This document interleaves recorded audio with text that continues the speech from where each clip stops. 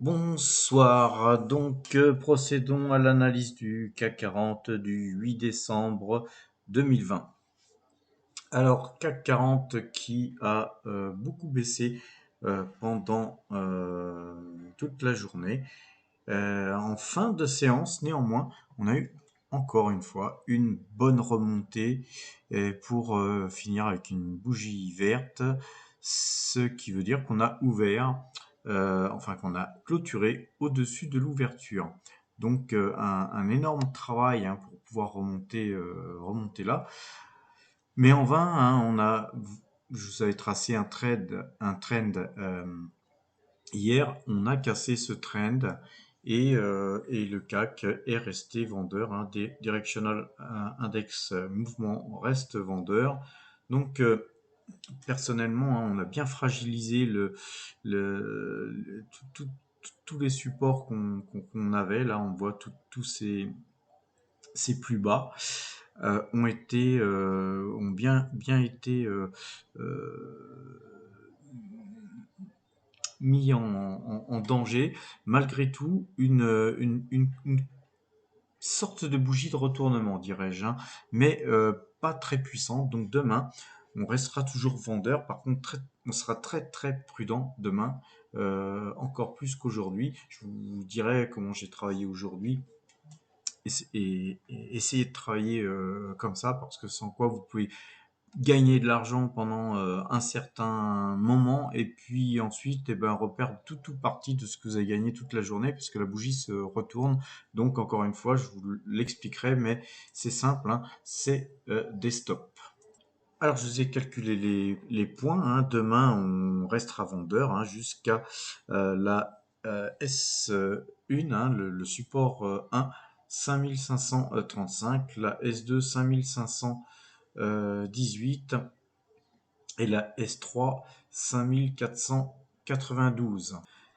Alors je ne vous ai pas mis le point hein, pivot qui est 5552, mais je pense qu'on n'en aura pas besoin parce que là on est plutôt enclin à travailler sur le 5 minutes avec une moyenne de 12 sur le 5 minutes parce que il y a vraiment des choses à faire sur 5 minutes et je vais vous montrer tout de suite sur MetaTrader 4.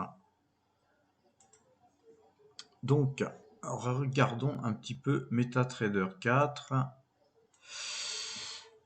Là, on est donc en daily et on voit que là, on continue à monter puisque la bougie en daily, là, il est 20h12 hein, et on voit que le CAC continue à monter et donc faudra rester très prudent parce que demain on peut ouvrir toujours un peu plus haut. Là je vais un petit peu zoomer, on voit que la bougie est un peu différente que celle qu'on voit je vais vous la montrer tout de suite, vous voyez la bougie sur le cash et la bougie sur le futur est sensiblement différente et sur le futur on voit quand même que le marché en veut. Hein. On voit que les acheteurs sont en train de prendre la main, donc il faudra se méfier, en tout cas demain. En tout cas, on voit aussi que on est toujours éloigné de Ichimoku et on va regarder d'ailleurs sur Ichimoku un petit peu ce qui est en train de se passer. Là, je préfère vous le mettre sur zone bourse parce que c'est beaucoup plus clair. Hein. Et on voit en fait, si on recule un petit peu les cours, on voit là que le nuage, que le Kumo est en train d'abord de s'écarter ici. Et puis, on voit que la bande supérieure, elle monte, elle monte, elle monte. Alors que ici, on reste effectivement, puisqu'on a 55 jours 52 jours pardon, de moyenne, on voit que ici, ce trend va continuer à rester sur cette zone un certain temps. Mais alors, que se passe-t-il? Tout simplement, c'est que les cours attendent de pouvoir toucher le Kumo, mais sauf que il y a trop de jours là à attendre avant de pouvoir le toucher et donc le marché devient très volatile, a tendance à monter, à descendre, à monter, mais là peut-être que euh, les, les vendeurs ont pris la main puisqu'on a cassé ce trend. Alors ça, il faudra qu'on le concrétise demain. Demain, on se mettra quand même sur 5 minutes pour ne pas se laisser prendre à contre-pied. Mais on sent que même si le marché ne va pas aller toucher, hein, évidemment, le Kumo ici très rapidement, on sent que le marché va peut-être faire une petite phase de baisse pour remonter, pour rebaisser et entre-temps, le Kumo, lui, il va continuer à monter et donc il y a un moment donné, la technique reprendra le dessus, mais pour l'instant, la situation est très délicate. Et donc, pour ce faire, on va faire l'analyse sur le H4. Donc, sur le 4 heures, pareil, on voit que les cours restent au-dessus du Kumo. On va d'ailleurs zoomer un peu et on voit que de toute façon, Kumo, là, on a sur le H4, on a un truc tellement épais que c'était pas trop question de le casser par ici. Par contre, ici, on pourrait voir une cassure du Kumo demain parce que ça paraîtra plus facile de le casser par là que par ici.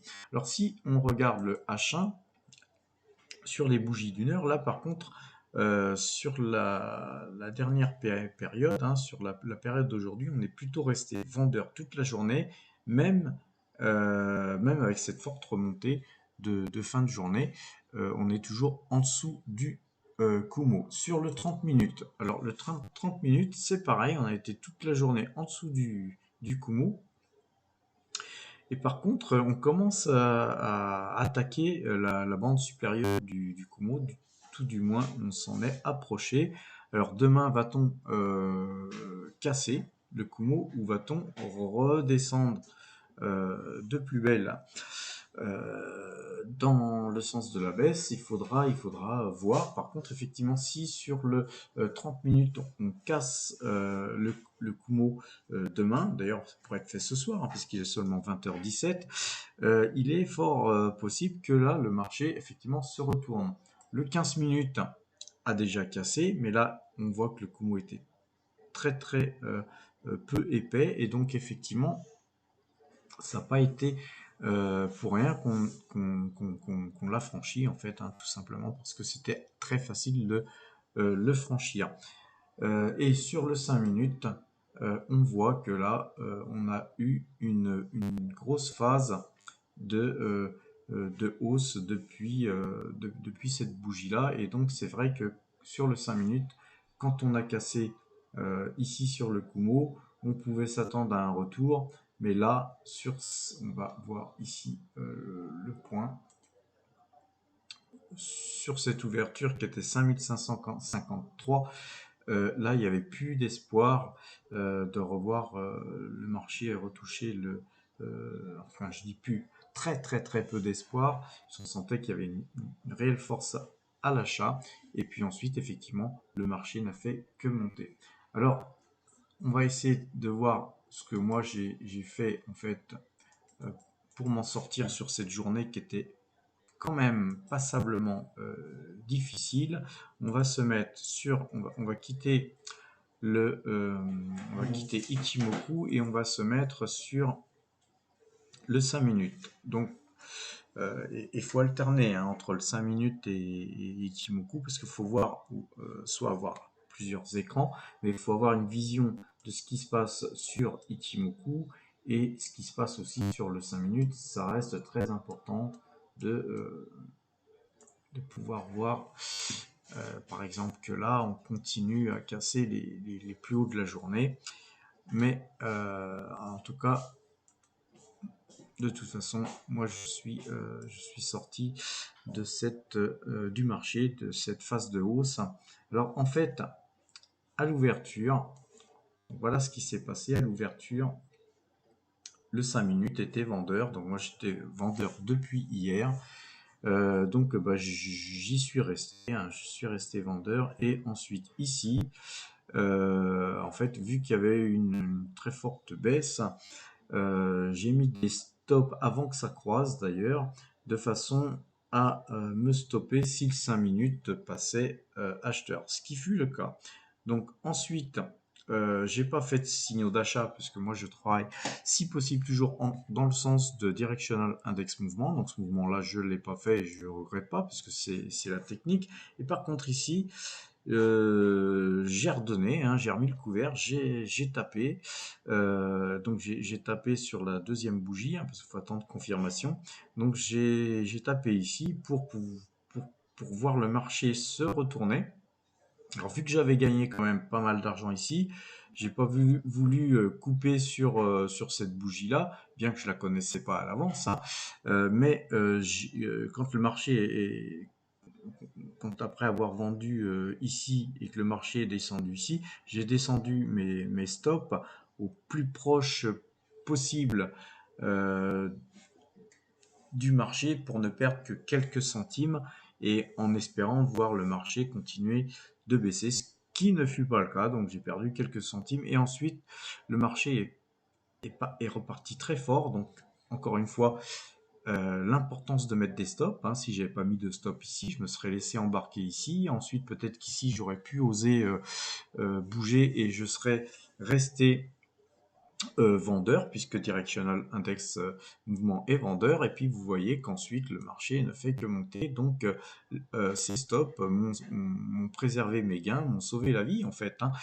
Donc, n'oubliez pas de mettre des stops, hein, je le répéterai jamais assez. Alors, on va voir un petit peu ce qui a pu être fait sur l'historique de, de ce que j'ai pu faire. Donc en fait, voilà, vous avez eu les pertes là qui étaient faites sur le dernier signal d'achat que j'ai fait. Et puis ensuite, il y a eu que des, des ventes qui ont été faites, des ventes qui dataient du 7. Donc, préserver mes gains, voilà, avec un stop qui a été stoppé à 5531,81. J'avais mon stop là sur tous les contrats. Ça, c'est le rollover. Le rollover, je vous rappelle que le rollover, c'est quand vous restez en position toute la nuit. Donc, ça, c'est le rollover de mes positions rester toute la nuit. Et ensuite, c'est les trois petites pertes que je vous ai dit, quelques centimes que j'ai perdu sur trois petites pertes qui n'ont été que des petites pertes parce que j'ai mis des stops. Parce que si j'aurais pas mis mes stops d'une manière, va-t-on dire, intelligente, entre guillemets, j'aurais perdu la totalité de ça et peut-être, j'ai même pas calculé, mais peut-être même un peu plus.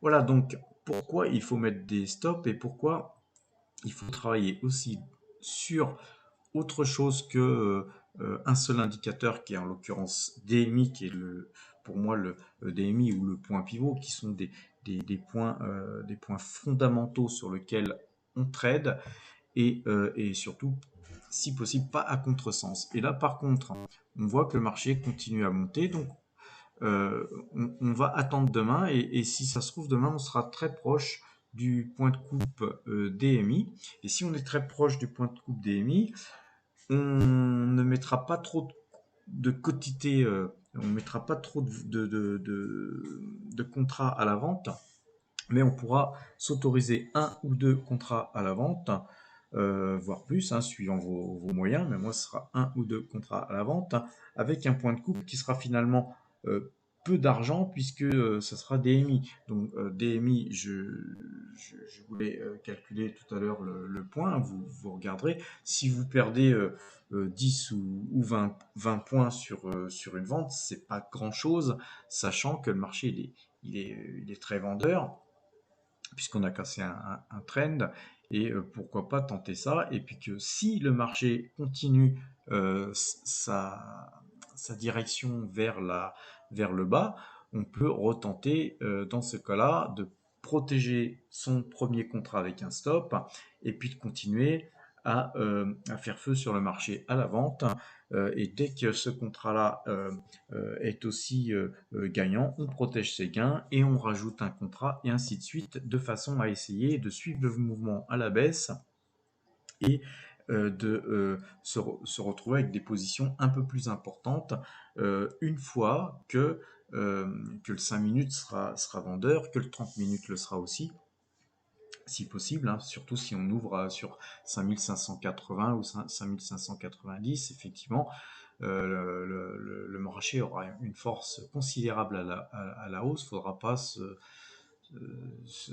pointer avec 20 contrats ou 30 contrats à la vente pour se dire tiens, ça a beaucoup monté, je vais shorter. Non, on tentera peu d'une manière homéopathique, et si DMI coupe, eh ben, on tournera sa pause, et là par contre on bourrera à l'achat, parce que personnellement je sens le marché quand même bien haussier sur le moyen long terme, tout du moins sur le mois de décembre.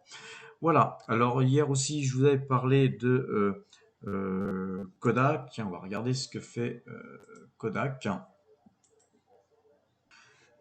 Alors oui, Kodak qui avait gagné presque 60% hier, bon bah elle repère 5,65%. C'est pas étonnant, hein, c'est des prises de bénéfices, mais remarquez quand même que 5, 6, 7%, parce qu'elle a perdu pas loin de 7% tout à l'heure, c'est pas grand-chose par rapport à 60% de hausse. Donc, on observera un petit peu sa progression, hein. Pour l'instant, si on a fait feu hier, on reste avec ce qu'on a fait feu. C'est pas encore le moment d'augmenter sa pause, à mon avis. Voilà, je vous souhaite une bonne fin de soirée, et bien à demain